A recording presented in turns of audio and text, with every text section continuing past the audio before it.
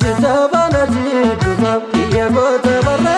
Ida maram gamada Matike magara Indobana goduma Mangoto gafana Zenanya tidalage Adunya dukuna Abojani jarami Yokotana jete Matatono danabe Fatike umate Totanga yada bala Yakokonza biya Unda turagaba Kantika gandia Totake basifate Totata debu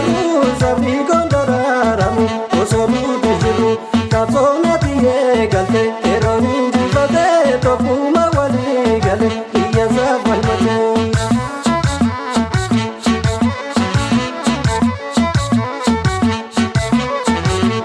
Jaba yatamuja Yagadi kalo Yagadi kalo Yagadi kalo Yagadi kalo Kotu kotu shage Dumanoltu Wakaran takarufta Ayana wakata tiyan kalo Ayana wakata tiyan kalo Kotu kotu shage Dumanoltu Tumale sigabate Ani kalate kalatu jetu Ani kalate kalatu jetu Kotu kotu shage Dumanoltu Yokaze sinine Ani malate malatu jetu Ani malate malatu jetu Kotu kotu shage Dumanoltu Mukeke satanage Koti chabada dilka sada Koti chabada dilka sada Kotu kotu shage Dumanoltu Kulbana wada gara Sada zintona barrafa sada Sada zakona barrafa sada Kotu kotu shage Dumanoltu Wanapida mihidati chibale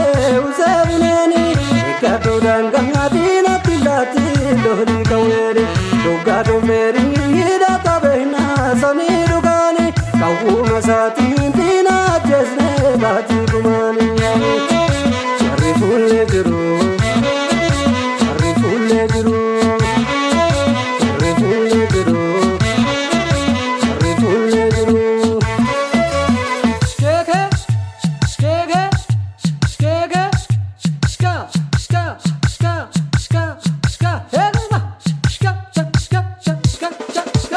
Anare garu fulina tate jiru ke warri fulle jiru anu siyade nufe fulle jiru namilla tu nanai fulle jiru yado albana daba fulle jiru borotta chonna bai fulle jiru jala dawada tunna fulle jiru muka gudda jalati fulle jiru numa wali foruma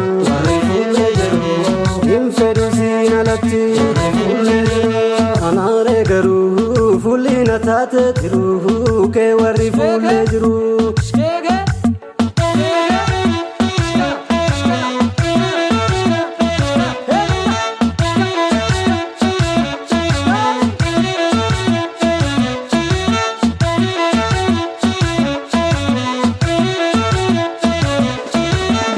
Anu siyade nufe fulle jiru namilla tu nanai fulle jiru yado albana daba fulle jiru borotta chonna bai fulle jiru jala dawada tunna fulle jiru muka gudda jalati fulle jiru numa wali foruma fulle jiru infedu sinalati fulle jiru